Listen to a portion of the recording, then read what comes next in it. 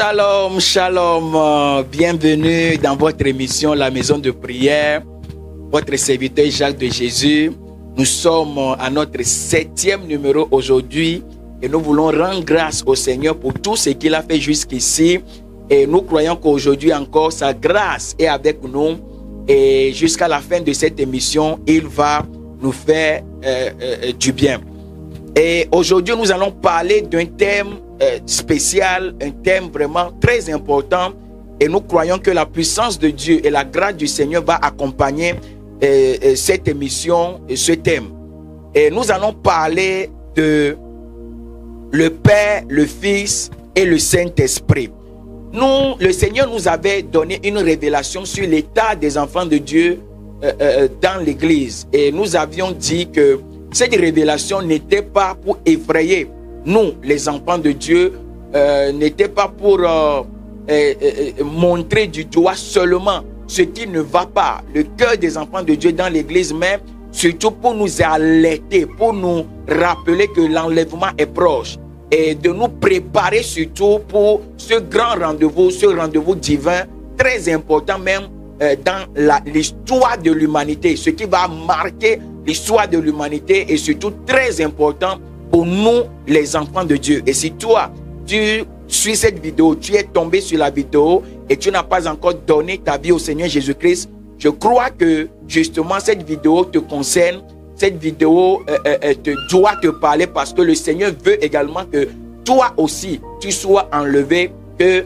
tu ne sois pas que tu ne subisses pas le jugement qui viendra sur le monde, sur le diable et ceux qui ont décidé de vivre selon l'esprit du diable. Et justement, comme nous le savons, la révélation nous a été donnée justement pour nous préparer pour l'enlèvement. Et si nous devons être prêts, si nous devons nous préparer pour l'enlèvement, nous devons connaître Dieu. Et quand je parle de Dieu, je parle de Dieu le Père, connaître Dieu le Père, connaître Dieu le Fils, connaître Dieu le Saint-Esprit. Et avant de continuer, avant d'avancer, nous allons lire un verset qui va certainement nous faire du bien. Donc nous allons lire 2 Corinthiens chapitre 13, verset 13. 2 Corinthiens chapitre 13, verset 13. Yes. Que la grâce du Seigneur Jésus, l'amour de Dieu et la communication du Saint-Esprit soient avec vous tous. Amen. Que la grâce du Seigneur, que l'amour du Père et la communion du Saint-Esprit, ou bien la communication du Saint-Esprit soient avec nous tous. Et ce verset, quand même, décrit un peu, ou bien même décrit même bien le rôle que les différentes manifestations du Saint-Esprit ont joué dans le plan du salut. Et nous allons voir pourquoi, et nous allons voir aussi comment ce verset-là nous décrit un peu, nous parle du rôle que chacun a joué dans ce plan. Et je parle de chacun, et j'ai dit que Dieu le Père, Dieu le Fils, Dieu le Saint-Esprit. Mais ici, ce que j'aimerais nous dire, c'est que nous ne sommes pas en train de parler de 3 dieux. Pourquoi je dis cela? Parce que nous les chrétiens, et la parole de Dieu nous enseigne et nous parle d'un seul Dieu. Nous les chrétiens, ou bien le christianisme est basé sur la croyance d'un seul Dieu. Mais nous croyons également que le Dieu que nous connaissons s'est manifesté et se manifeste en 3 personnes. Et c'est pour ça que nous avons parlé de Dieu le Père, Dieu le Fils et Dieu le Saint-Esprit. Et la preuve que la Bible ne nous parle pas de 3 dieux, ne nous parle pas de 3 personnes différentes, mais quand même d'une seule personne qui s'est manifestée en 3 dimensions. Nous allons voir cela dans le livre de Jacques chapitre 2 verset 19 qui nous parle de cela. Écoutons ce que la parole de Dieu dit. Yes. Jacques chapitre 2 verset 19. Yes. Tu crois qu'il y a un seul Dieu, tu fais bien. Les démons le croient aussi et ils tremblent. Amen. Si tu crois qu'il y a un seul Dieu, il y a plusieurs religions d'ailleurs qui croient vraiment qu'il y a un seul Dieu. Et nos voisins, je ne veux pas donner les noms ici, mais pense vraiment qu'il y a un seul Dieu. Il y a d'autres religions qui croient à un seul Dieu. Même les religions dites polythéistes aussi croient quand même qu'il y a un seul Dieu, qu'il y a un seul être qui est au-dessus de tout ce qu'ils peuvent appeler Dieu. Donc si toutes ces personnes la font bien, toutes ces religions la font bien en pensant qu'il y a un seul Dieu. Mais la Bible dit que même les démons également croient qu'il y a un seul Dieu. Ça veut dire que croire qu'il y a un seul Dieu est la base. Donc ceux qui se disent athées ont tort, parce que c'est la base. C'est la base de croire qu'il y a un seul Dieu. C'est la base de croire qu'il y a un être qui est au-dessus de tout, qui a créé tout et qui a le contrôle de tout.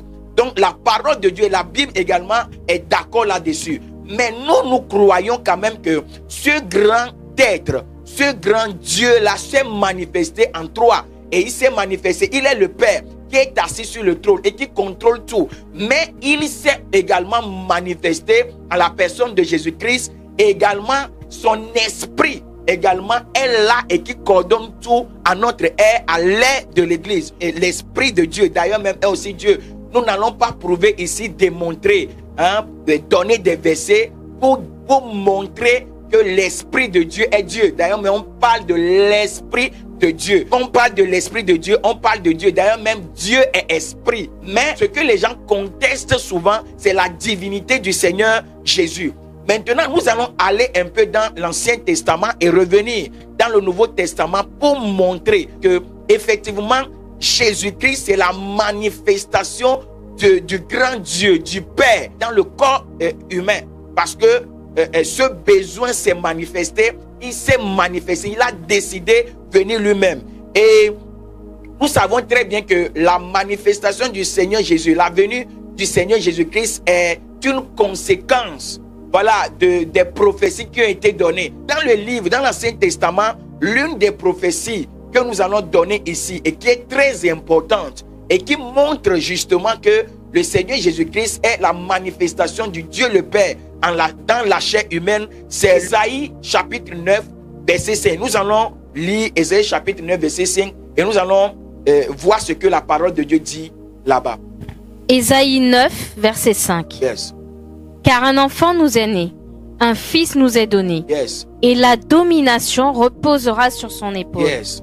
On l'appellera admirable, Yes. conseiller, Yes. Dieu puissant, Dieu puissant, Père éternel, Père éternel, prince de la paix. Prince de la paix. On l'appellera Dieu puissant, Père éternel. Alléluia. Et ce Dieu-là n'est pas un petit Dieu, mais c'est un Dieu qui est écrit en grand D. Donc il s'agit du Dieu puissant. Et dans le Nouveau Testament, nous allons entrer dans le livre de Philippiens chapitre 2, versets 5 à 8. Et nous allons voir également ce qui est écrit là-bas. Philippiens chapitre 2, versets 5 à 8. Yes. Ayez en vous les sentiments qui étaient en Jésus-Christ, lequel, existant en forme de Dieu, n'a point regardé comme une proie à arracher Yes. d'être égal avec Dieu, Yes. mais s'est dépouillé lui-même en prenant une forme de serviteur, en devenant semblable aux hommes et en ayant paru comme un simple homme. Yes. Il s'est humilié lui-même, Yes. se rendant obéissant jusqu'à la mort, Amen. même jusqu'à la mort de la croix. Amen. Nous voyons ici que dans le Nouveau Testament, cette prophétie que nous avons lue dans le livre d'Ésaïe, dans l'Ancien Testament, nous voyons que cette prophétie s'est accomplie. Et c'est écrit là que le Seigneur Jésus-Christ, ce Fils qui est né, c'est lui le Seigneur Jésus-Christ, et qu'il est véritablement Dieu. Il s'est juste dépouillé de cette dimension de divinité, de cette dimension de Dieu. Et il est venu accomplir ce qu'il doit accomplir. Alléluia. Je sais que c'est quelque chose qui peut rester encore flou pour ceux-là qui n'ont pas l'esprit, cet esprit-là qui peut leur expliquer ce que cela voudrait dire. Mais je sais et je crois qu'au travers de cette vidéo, parce que tu entends et parce que tu suis cette vidéo, le Saint-Esprit te touche. Le Saint-Esprit touche ton cœur et il change ton entendement. Il ouvre les yeux et les oreilles de ton cœur pour que tu comprennes ce que ceux-là qui sont appelés à comprendre ces choses comprennent. Alléluia. Donc que la grâce du Seigneur et que la puissance du Saint-Esprit t'amène à comprendre cela. Et nous avons dit que le thème de notre émission de ce numéro, c'est le Père, le Fils et le Saint-Esprit. C'est un thème qui peut nous prendre peut-être des jours, on peut faire même un séminaire avec. Mais aujourd'hui, nous voulons parler du Père, du Fils et du Saint-Esprit dans le plan du salut. Comment les trois manifestations se sont arrangées pour que le plan du salut s'accomplisse. J'aimerais nous rappeler ceci. Le Seigneur, le Dieu Tout-Puissant, avait un plan pour l'humanité, avait un plan pour nous les hommes, en nous créant. La Bible nous dit que Dieu a créé les cieux et la terre. Et après avoir créé les cieux et la terre, la Bible nous a dit que la terre était informe et vide. Et l'Esprit de Dieu se mouvait au-dessus des eaux. Et la Bible nous a dit que Dieu a séparé les eaux d'avec les eaux. Et il a appelé le sec d'apparaître. Et le sec a apparu. Et c'est comme ça, après il a créé les animaux, etc. Et il a créé au 6e jour les hommes. Avant de créer l'humanité, la Bible nous a dit dans le livre de Genèse 1, verset 26, ceci. Puis Dieu dit, faisons l'homme à notre image, selon notre ressemblance, et qu'il domine sur les poissons de la mer, sur les oiseaux du ciel, sur le bétail, sur toute la terre, et sur tous les reptiles qui rampent sur la terre. Donc, Dieu, de la même manière que là où la représentation de Dieu est, c'est-à-dire le ciel, le 3e ciel, de la même manière que Dieu gouverne là-bas, de la même manière que Dieu règne là-bas, Dieu a voulu que nous aussi nous soyons sur la terre, que nous le représentions. Et c'est le plan que Dieu avait pour nous les hommes. Donc Dieu avait créé l'homme et l'avait mis dans un environnement propice, dans un environnement semblable à son environnement. Mais vous connaissez l'histoire, l'homme a péché, l'homme a écouté le diable et après, Dieu a chassé l'homme du jardin, Dieu a chassé l'homme du paradis. Et après, c'est ce qui a fait que le plan originel de Dieu a été capoté, le plan originel de Dieu a échoué. Alléluia. Et par la suite, Dieu a cherché le moyen pour rétablir ce plan. Dieu a cherché les moyens, Dieu a fait des gymnastiques, Dieu a formulé un autre plan. Donc quand on parle du plan du salut, nous parlons du plan qui ramène ou bien qui nous permet de retrouver le plan originel de Dieu, de revenir dans le plan originel de Dieu. Alléluia. Maintenant, ce que nous allons dire, c'est que le salut est possible grâce à ces trois manifestations du Dieu unique. Alléluia. Et nous allons voir ça maintenant. L'humanité peut entrer parfaitement, peut retrouver le plan parfait de Dieu grâce à ces trois manifestations. Pas seulement à la manifestation du Dieu le Père, pas seulement à la dimension du Dieu le Fils, mais également dans la manifestation du Dieu le Saint-Esprit. Parce que c'est Dieu le Saint-Esprit qui vient maintenant sceller tout ça là. Et nous, c'est ce que nous allons voir. Il y a un verset que nous connaissons. En tout cas, quand on parle du salut de l'humanité, il y a un verset que nous citons d'habitude. Et ce verset-là, c'est Jean 3, verset 16. Et qu'est-ce que Jean 3, verset 16 nous dit? Lisons Jean 3, verset 16. Yes. Car Dieu a tant aimé le monde qu'il a donné son Fils unique, afin que quiconque croit en lui ne périsse point, mais qu'il ait la vie éternelle. Amen. Amen. Donc nous connaissons ce verset. Un bon chrétien connaît ce verset. Et même, je crois, les païens même connaissent certainement, certains païens bien sûr, connaissent ce verset. D'autres religions également connaissent ce verset. Et la Bible nous dit que comme Dieu a aimé le monde, dans son amour, a préparé un plan pour le salut de l'humanité, pour ramener les hommes dans le plan parfait que lui, il a fait pour nous les hommes.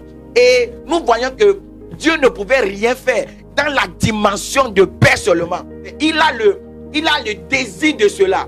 Il veut le faire. Il a l'amour. Il a déjà le plan. Mais ce plan-là ne peut pas aller à l'accomplissement ne peut pas se manifester, ne peut pas être visible si Dieu le Père reste seulement dans la dimension de Père.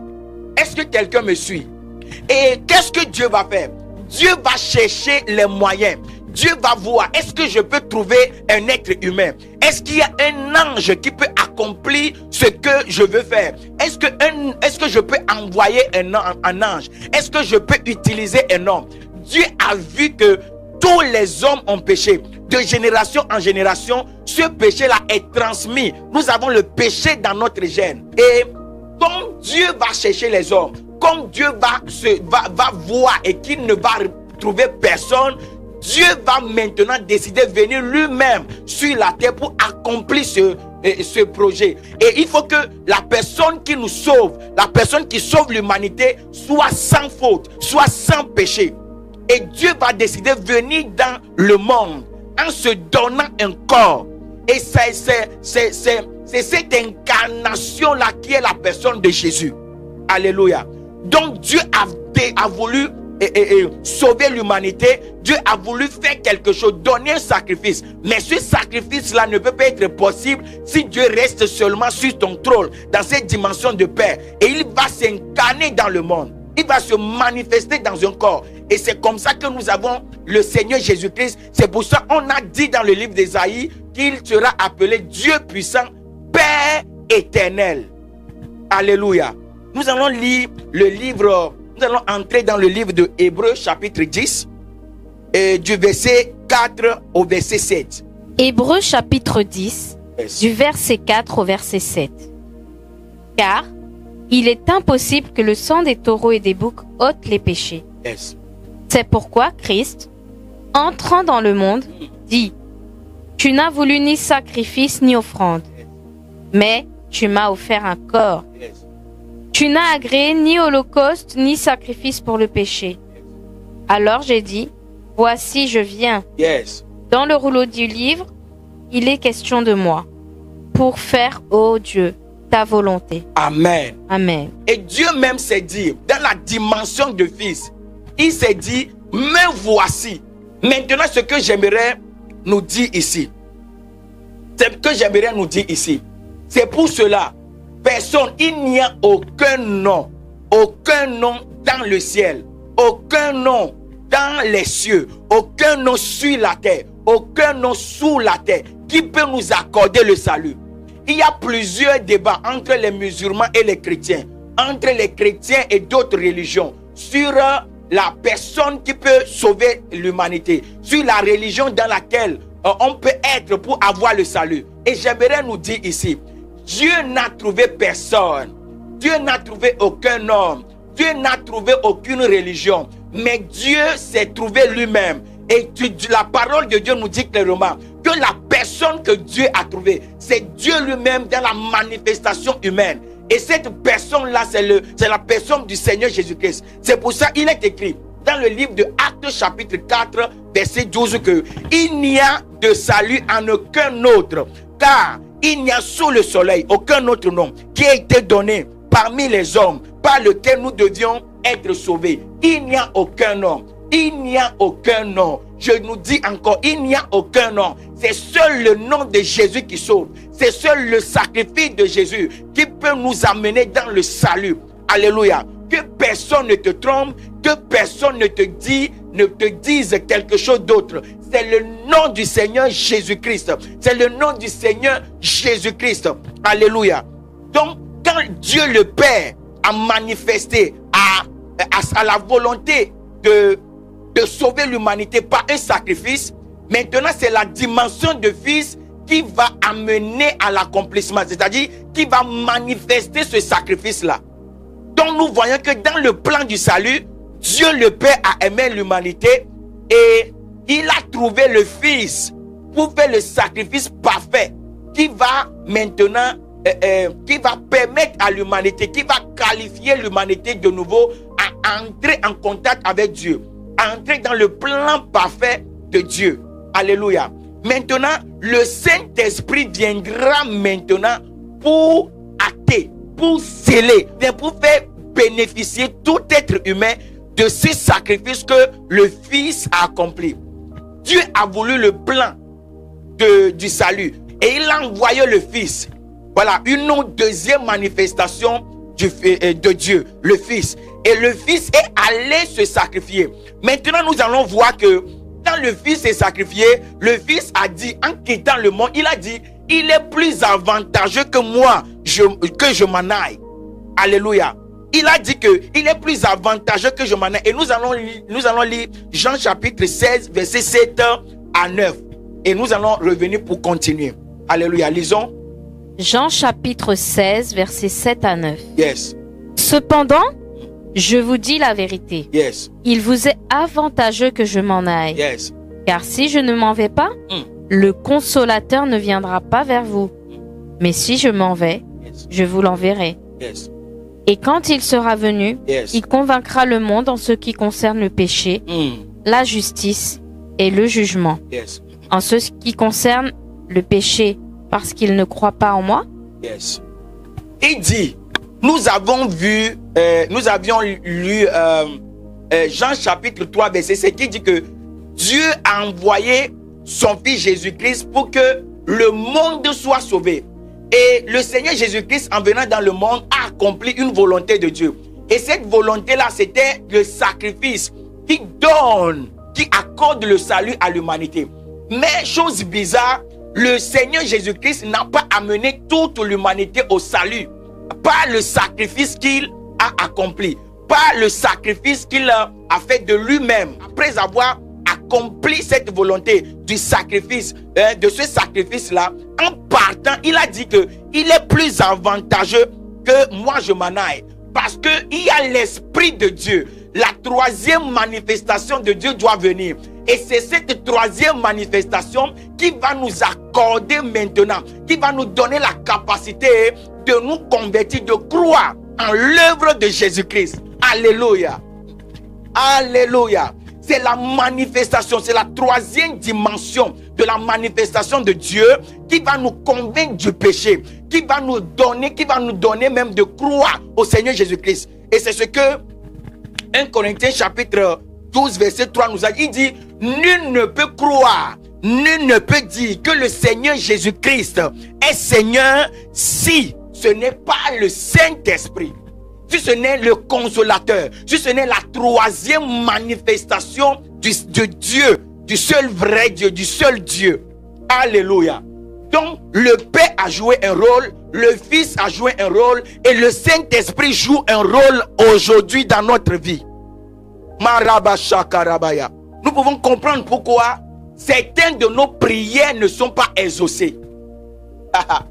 Nous pouvons voir et comprendre pourquoi certaines de nos prières ne sont pas exaucées. Certains désirs ne sont pas exaucés. La Bible nous a demandé de chercher le royaume de Dieu premièrement. Et dans un autre verset, dans le livre justement de Jacques chapitre 4 verset 3, nous allons lire ce verset. Qu'est-ce que Jean 4 verset 3 nous dit? Lisons. Jacques chapitre 3 nous a dit, vous demandez et vous ne recevez pas, parce que vous demandez mal, dans le but de satisfaire vos passions. Vous demandez, vous priez, vous désirez des choses, vous ne les recevez pas parce que vous ne demandez pas selon la volonté du Père. Parce que j'aimerais nous dire ceci, le Saint-Esprit est là pour accomplir, pour rendre visible les actions de Jésus-Christ. Parce que le Seigneur Jésus-Christ est venu faire une action du salut. Mais si l'action du salut ne peut pas être visible dans notre vie, si le Saint-Esprit n'est pas avec nous, le Père veut des choses pour nous. Dans ta vie, le Père veut quelque chose pour nous, pour toi. Le Père a déjà une volonté, voilà, précise pour toi, pour ta vie. Mais tu n'entres pas dans cette manifestation parce que déjà, en priant, en demandant des choses, tu ne demandes pas selon la volonté de Dieu. Le Saint-Esprit entend ce que le Père dit au Fils, mais le Saint-Esprit n'agit pas si le Fils ne se met pas en action, si le Fils n'accomplit pas ce que le Père a dit.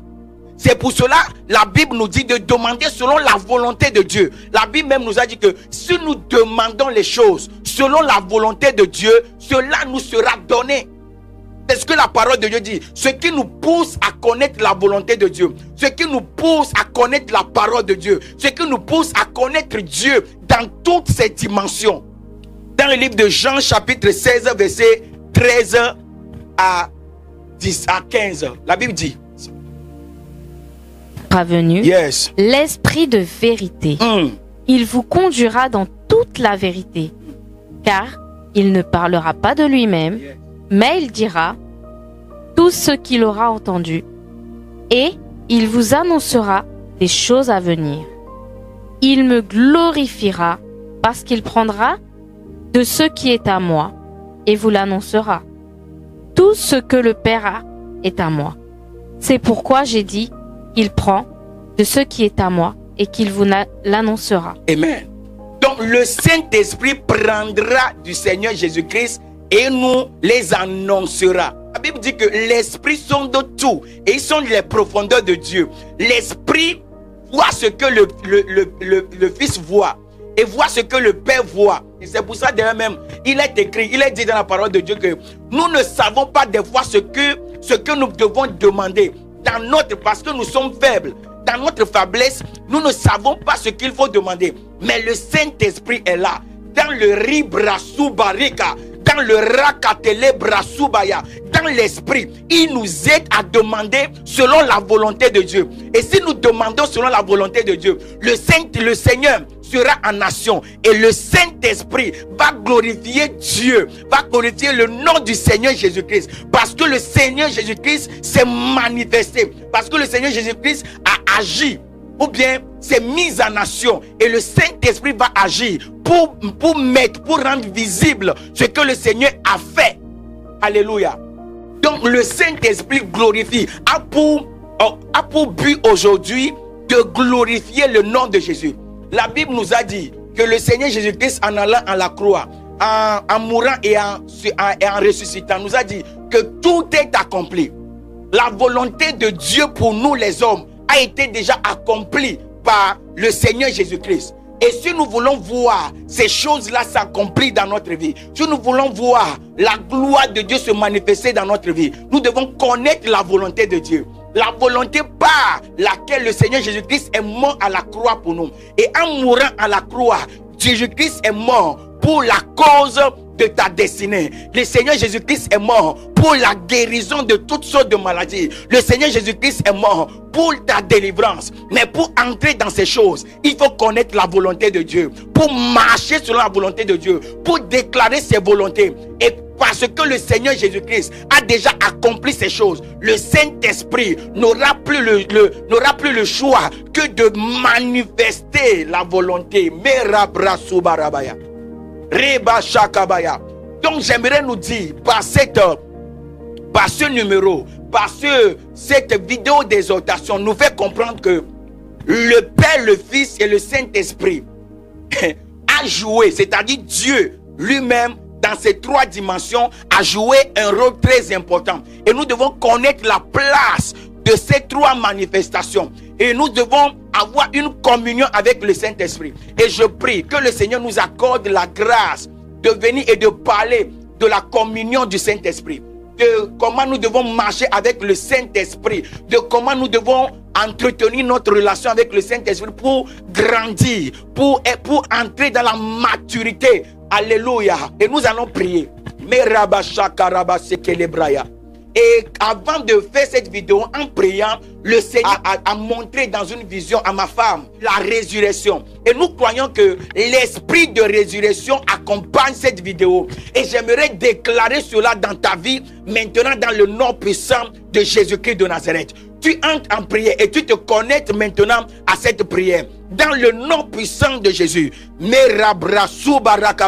je déclare que l'esprit de résurrection est ton partage maintenant. Tout ce qui est mort dans ta vie,